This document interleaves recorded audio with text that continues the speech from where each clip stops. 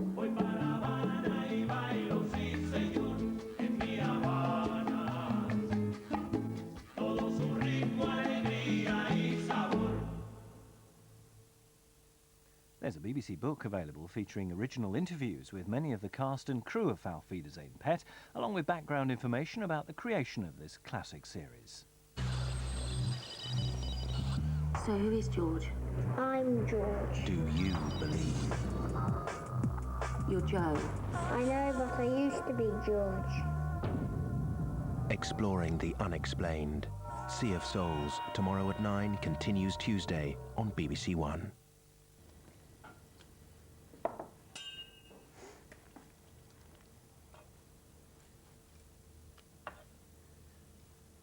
Cheese.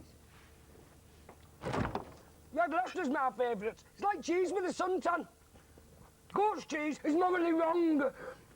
And that stinking Bishop or Pongy priest, it's a fad. Hello, Johnny. Hello, you. BBC Radio 4, weeknights at 6:30.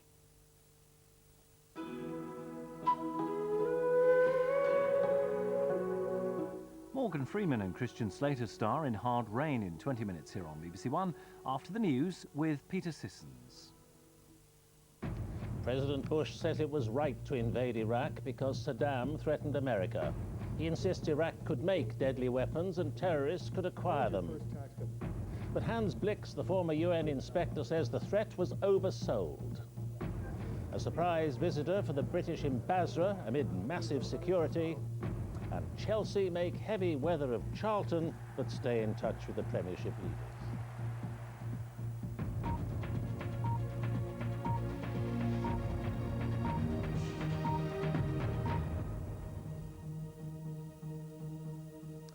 Good evening. President Bush hit back today amid signs that he's being politically damaged by the failure to find weapons of mass destruction in Iraq. Facing re-election in 7 months' time, during an hour-long TV interview, he defended his decision to invade. Mr. Bush said he expected there would be weapons stockpiles, but insisted Saddam did have the capacity to make them and supply them to what he called a shadowy terrorist network. From Washington, Adam Brooks reports. From the Oval Office at the White House.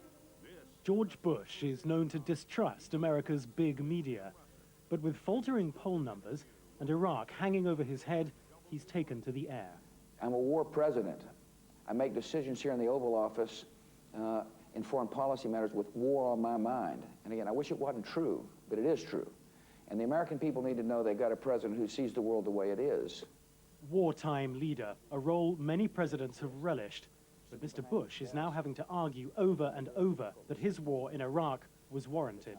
There was no doubt in my mind that Saddam Hussein was a danger to America.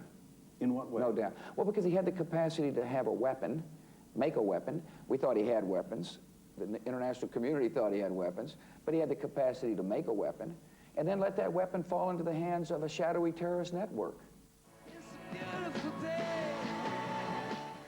But in this election campaign, a president's wartime responsibilities win little sympathy. John Kerry is now the well-groomed front-runner to challenge George Bush for the presidency, and Iraq is an issue he wants to keep alive. This administration has run the most arrogant, inept, reckless, and ideological foreign policy in the modern history of our country, and we intend to hold them accountable. The war in Iraq is providing plenty of ammunition for the early salvos in this presidential election campaign. President Bush used that rare television appearance today to argue emphatically that it was the right war at the right time. That argument's going to have to stand the test of time and fierce assault from the Democrats if the president is going to keep the electorate on his side. Adam Brooks, BBC News, Washington. The former UN Chief Weapons Inspector Hans Blix added his voice today to the doubts about the way intelligence on Saddam Hussein's weapons was handled. He accused Western leaders of dramatizing the famous 45-minute claim like vendors of merchandise, although he said he wasn't accusing them of acting in bad faith. The government rejected Dr. Blix's comments and said Britain's new inquiry would provide the answers. The world waited while Hans Blix hunted for Iraq's weapons of mass destruction, but he still says he was never given enough time, with Britain and America preparing for war. In the months of searching, his team found little, suspicious of Saddam Hussein, but also skeptical of Western intelligence. Now the former UN chief inspector's questioning the way that intelligence was used. He's not accusing Tony Blair of acting in bad faith, but of overselling disputed information. The intention was to dramatize it, just as the vendors of some merchandise are trying to increase and exaggerate the importance of what they have. But from politicians and our leaders in the Western world, I think we expect more than that, a bit more of sincerity. Tony Blair's been forced to follow President Bush and set up a fresh inquiry into the handling of intelligence, to be headed by Lord Butler. But he's still not silenced his critics.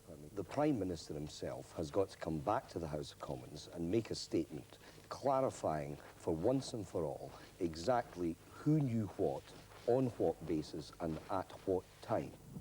The government, though, is asking for the public to reserve judgment. US-led inspections in Iraq are continuing, and Lord Butler's inquiry has only just begun. We shouldn't go on and on and on discussing the precise detail of this. Instead, we should let the inquiry proceed, not monster it in advance, but wait for it to reach conclusions. That advice, though, is unlikely to be heeded by everyone here at Westminster. So far, the Hutton Report and 2 separate parliamentary committee inquiries have failed to convince Tony Blair's critics. Jonathan Beale, BBC News, Westminster. Prince Charles has made a surprise visit to Iraq to meet British troops. He spent almost 6 hours in the southern city of Basra, where he also met coalition officials and Iraqi representatives. Our royal correspondent Nicholas Witchell travelled with him. It's one of the very few countries which has never up to now been visited by a member of the British royal family. Prince Charles stepped carefully into the sensitivities of Iraq because his officials say he's keen to show his support for the British military and the efforts by the coalition to restore proper government to the country. He arrived amid great secrecy and tight security to meet some of the soldiers in the 8,000-strong British military garrison in Iraq, most of whom are based in the southern city of Basra. Hip hip! Hooray! Hip hip! Hooray! Hip hip! Hooray! On a parade ground, the soldiers of the 2nd Battalion, the Parachute Regiment, gathered to hear a tribute from their Colonel-in-Chief.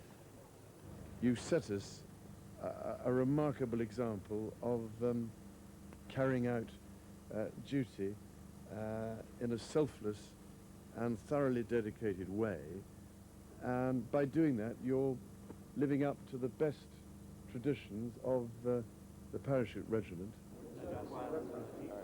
After a quick change out of uniform and into a suit, he met a carefully chosen group of Iraqi leaders and senior clerics, some of the people who the coalition hopes will take forward the plans for democracy. The British forces here, of course, are very important in this part of Iraq, in the Basra area. And I think, like the Prime Minister's visit a while back, it's a good symbolic gesture. Prince Charles has spent nearly 6 hours on Iraqi soil, and the entire visit has taken place within 2 heavily fortified compounds. The fact is that 1 year nearly after the invasion of Iraq, the situation on the ground is still too uncertain for visitors such as Prince Charles to be able to go and see things for themselves. Nicholas Witchell, BBC News, Basra. Well, tonight Prince Charles has arrived in Iran on another unexpected visit. He's the first member of the royal family to visit that country since the Islamic Revolution 25 years ago. He is due to meet President Khatami for talks tomorrow, then travel to the southern city of Bam, where more than 40,000 people died in an earthquake in December. The palace says Prince Charles wants to show his support for the humanitarian relief effort there. Police in Lancashire say they've identified some of the 19 Chinese people who died as they tried to gather cockles on Morecambe Bay. Today, a special church service was held for those who lost their lives. Here's our North of England correspondent, Judith Moritz. So we thought it would be good to just spend some time praying for the families and friends of those who died. Worshippers at the Chinese Christian church in Manchester said prayers for the 19 dead this morning. The loss of their fellow countrymen has been keenly felt here, as in Chinese communities around the UK. In Lancashire, the police investigation is continuing, with several fresh leads to go on. We've received lots of information, lots of intelligence, which I think will be crucial in progressing this investigation further. Last night, the police searched several addresses in Liverpool. They seized computers and other equipment from the houses where the cockle pickers had been living in squalid conditions. 4 and 5 bedroom houses. Sometimes it looks like up to 40 people may have been residing in those addresses. So I think that probably gives the idea of the cramped conditions. Mattresses on the floor, not good living conditions at all. The search is now on for the illegal gangmasters who employed the cockle pickers. The police say it's too early to know whether the notorious snakehead or triad gangs were involved.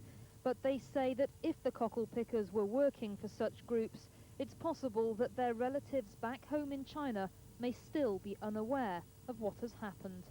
The police here at Lancaster have said that they expect to search more premises in the days ahead, in Merseyside and even further afield. They've also said it's important not to underestimate the size of their investigation and that it will be conducted on a global scale. Judith Moritz, BBC News, Lancaster. Detectives investigating an armed raid at Heathrow Airport on Friday have charged 5 men with conspiring to rob. They'll appear before Staines magistrates tomorrow morning. £1.75 million in cash was taken in the robbery at Menzies Cargo Centre. Police are still hunting 3 other men in connection with the case. Scientists have warned that a new law to prevent hospitals retaining all human tissue without consent will hamper medical research. The Human Tissue Bill has been introduced following the organ retention scandal at Alder Hey Hospital in Liverpool. The government says the changes are essential to reassure the public. It was the scandals at Alder Hey and the Bristol Royal Infirmary that prompted changes to the law. Thousands of children's organs, including those of Sheila Rigby's daughter Gemma, were discovered in storage, kept without any parental consent. It's got to stop. People have got to be asked, can they use their body? They've got to be asked. They've got to have the right of choice. The new bill aims to prevent abuses in medical research happening again. It makes it an offence with a possible jail sentence for all tissue, not just organs, to be taken without permission. This is a tiny liver sample and it's one of thousands used for research into cancer. But if the law changes, then scientists working with these will have to get a consent form for each one, however small. But while scientists from large research groups such as the Medical Research Council and Cancer Research UK welcome some of the measures, they're warning that the bureaucracy involved could hamper vital work. This bill will make many aspects of teaching and training medical and other health service staff extremely difficult and in some circumstances virtually impossible. There are also very important aspects of biological research looking for improving treatment for patients which will become difficult or impossible.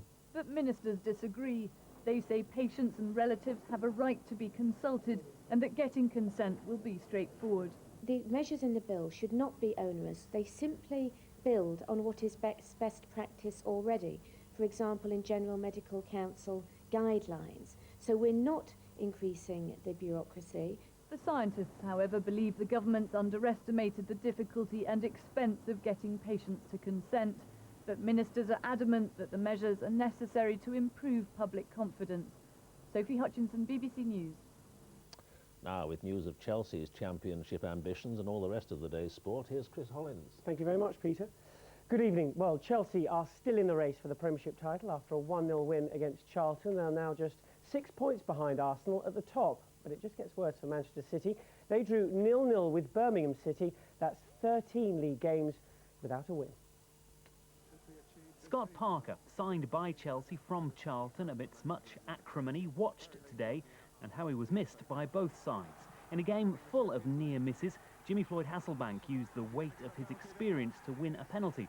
The referee decided Charlton's defender Mark Fish was to blame as they fell in a heap. Needless to say, Charlton disagreed. Needless to say, Hasselbank scored. How his teammate Adrian Mutu could do with a penalty or anything. No goal on his home ground for 5 months. He spurned countless chances today, thanks in part to the remarkable reflexes of keeper Kylie. save of the day, well, that was surely at Manchester City, where the home side found Birmingham's goalkeeper Mike Taylor in the form of his life. City's desperate need for a league win goes on, deeply frustrating, but then their fans wouldn't have it any other way. Joe Wilson at BBC News. Now in Scotland, Rangers have set up an Old Firm quarter-final against Celtic in the Tennent's Scottish Cup. They beat Kilmarnock 2-0 today at Rugby Park. Ronald de Boer opened the scoring in the second half before Shota Avaladze completed the win from the penalty spot. Livingston are also through after winning 4-0 against non-league Spartans. Now, two of snooker's most exciting players, Ronnie O'Sullivan and Paul Hunter, are producing a nail-biting finish to the Masters at Wembley. O'Sullivan rocketed into a 7-2 lead, but Hunter is launching a comeback. The two-time winner is eating away at that lead. He won 4 frames in a row, and it now trails 8-6. The first to 10 takes that title. Greg Rosetsky has arrived in Montreal in a bid to save his tennis career. The British number 2 will appear before a tribunal tomorrow. He has to explain why he tested positive for the banned substance nandrolone last July. If he fails to give a satisfactory answer to the game's governing body, he could be banned from the sport for 2 years. Back in the city of his birth, Greg Rosetsky facing his greatest challenge here in Montreal to explain why he failed a dope test. Rosetsky insists he's not to blame, and he told me he expects to be cleared. I mean, I've got my team here. I'm very confident about the situation. And, you know, as I've stated all along, I believe, you know, that I'm innocent, and hopefully the tribunal will decide on that. His arrival here marks a turning point, not just in his tennis career, but also perhaps a watershed moment for his sport. This is how Rosetsky would rather be recognised, for playing tennis, but he claims the people who run his sport have inadvertently given supplements to players that cause them to provide positive dope tests. Rosetsky says that is a scandal. So now, amid the snow and Arctic winds, he has to back up his claims with evidence. So up there is where Greg Rosetsky's future will be discussed, but this is about other things as well. How does sport do its dope testing? How is men's tennis managed around the world? For Rosetsky, though, the focus is simple. Will he be cleared or condemned? Adam Parsons, BBC News, Montreal. And that's about it from me. Just time to tell you that Neil Back, the World Cup winner, has been dropped from the England squad for that opening Six Nations match against Italy. Peter. Chris, thank you. Now let's get the latest on the weather with Rob McKelvey. Thanks, Peter. If you've got a view like this out of your window, savour it. It won't last a week. It's going to be rather a quiet and rather warmer week. But at the moment, it's still cold. There's not much snow around, but there's still that cold wind. At the moment, it's 3 degrees on the coast of Norfolk, gale force wind, just about. Therefore, the wind chill is -8. You don't really need me to tell you that, I don't think. But the few showers left aren't even really touching the coast of Norfolk now, and there are only a few left just grazing Aberdeenshire and the Northwest Highlands. Otherwise, we're free of cloud, and the wind itself, though cold, is becoming much, much lighter and will be left only over Shetland by the morning, and by the end of tomorrow, nothing at all comes from the Arctic. It all turns round and starts to leak up from a rather warmer direction. But at the moment, it is cold. A widespread frost could be down to -5 in places in England and Wales, and particularly if you've got snow, well, down to -5 or -6 quite easily. Clearly, if there have been any afternoon showers, the Midlands eastwards, and not surprisingly in Scotland, then ice could be on the roads. Elsewhere, it's unlikely. Still, sunshine in the sky is something to look forward to. The only exception quite likely to be Western Scotland and Northern Ireland, where the cloud will thicken by the afternoon to bring a spot or two of rain. Now, given that there won't be very much wind around, even temperatures as low as 6 or 7, which aren't that good, I think will actually feel quite glorious, given that the sun should be out. Now, I set the scene earlier on. The next few days should be settled underneath an anticyclone with sunny skies, and it'll slowly warm up. Peter. Rob, thank you very much. Well, that's the latest. There'll be news throughout the night over on BBC News 24, but from us all here, good night.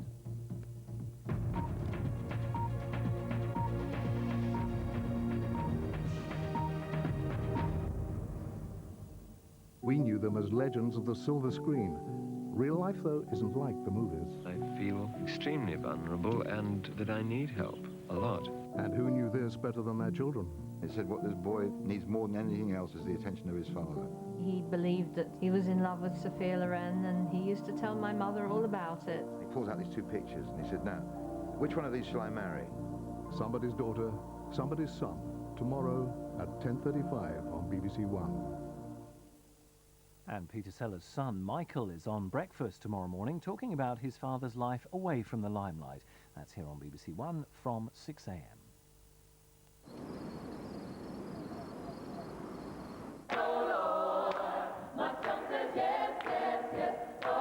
O rose, thou art sick, the invisible worm that flies in the night.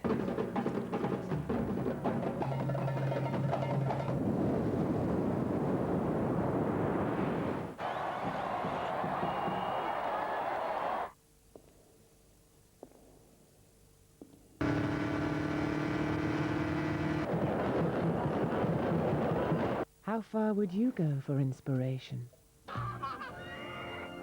BBC 4. Everybody needs a place to think.